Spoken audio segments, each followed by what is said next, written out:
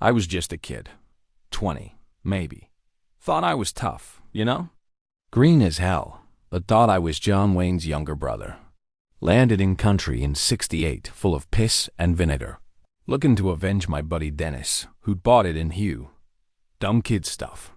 The kind of thinking that gets you killed or worse. This particular slice of hell I'm gonna tell you about. That was during Operation Cedar Falls.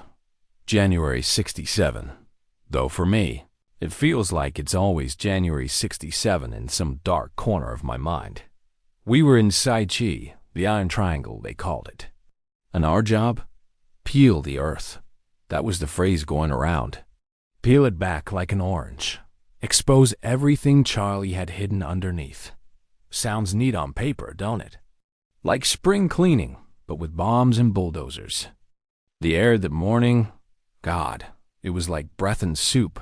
Thick, wet, already hot, even though the sun was just sneaking over the rubber trees. That damn red dust was everywhere, even before things got stirred up. Caked on your skin, in your throat, turned your sweat into this gritty paste. I was trying to choke down a sea rat, some kind of mystery meat patty, but my mouth was too dry. Felt like I was chewing on sandpaper. Sergeant Miller, we just called him Sarge, he ambled over. Man had a face like a roadmap of bad decisions and worse luck, but he was solid. Seen too much, probably, but he hadn't cracked. Not yet. Anyway. Eat up, Parker, he grunted, his voice like gravel. Gonna be a long one. I managed to swallow. Another peeling party, Sarge? Christ, we flattened half this province already. What's left to peel? Sarge, he lit a cigarette, the tip glowing orange in the dim light. He took a long drag, looking out at the trees like they held some kind of secret. Always something underneath, D. He called me D sometimes. Charlie's like a damn termite. Digs deep. Orders are orders. Dozers will be rolling in behind us by noon. Cherry kid named Evans. Couldn't have been more than 19. Face all pale and twitchy. He was fumbling with his M16 magazine. Nearly dropped it. Bulldozers, Sarge? What for? Sarge looked at him, not unkindly, but with that tired look he always had. Flatten it, son. Villages, jungle, everything. No place left to hide.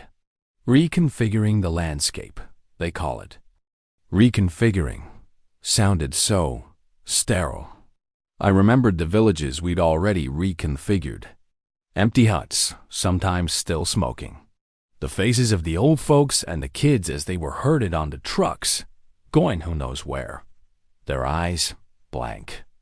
Like they'd seen the end of the world, and it just looked like us. Reconfiguring, I mumbled to myself, or just raising it to the ground? Sarge clapped me on the shoulder, a heavy, grounding weight. Don't get philosophical on me, Parker. Ain't the time or the place. Just do your job. Keep your head on a swivel, watch your buddies' backs. That's all you can do. Then came the choppers.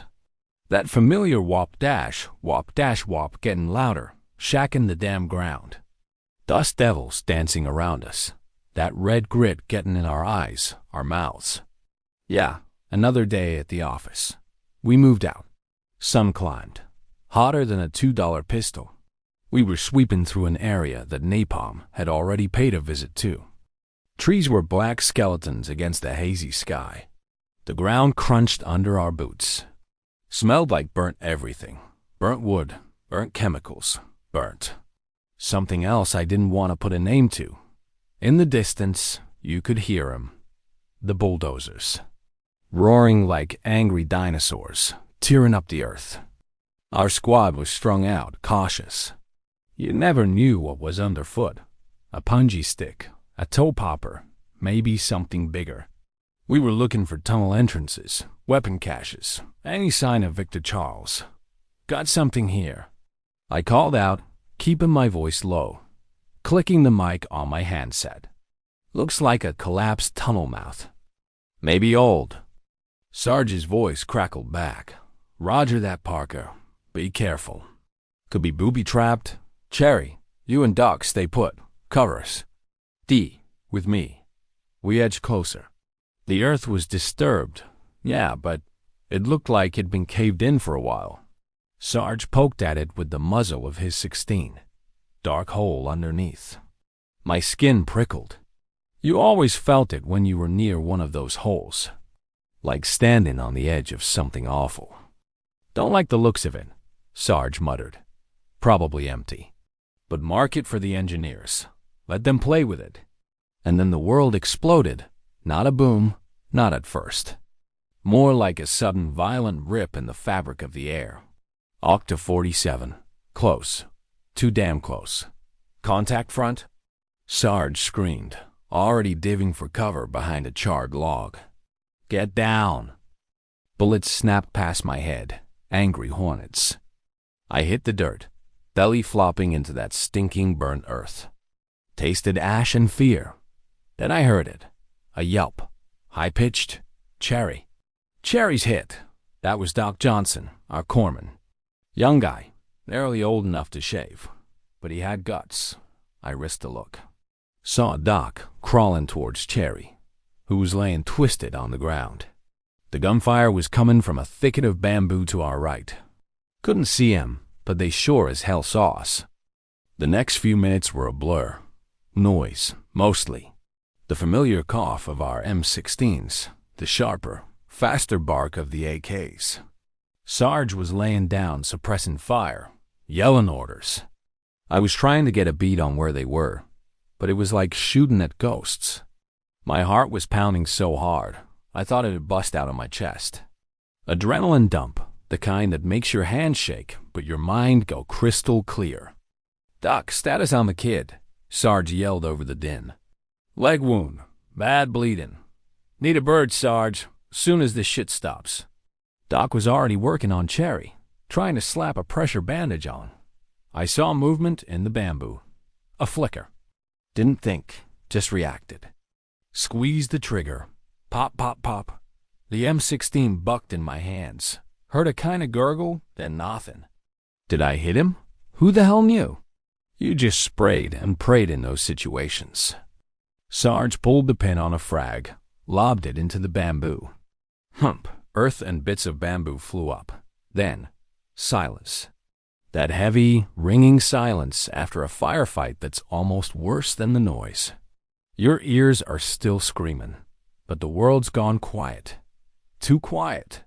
Check it out, Parker. Sarge ordered, his voice hoarse.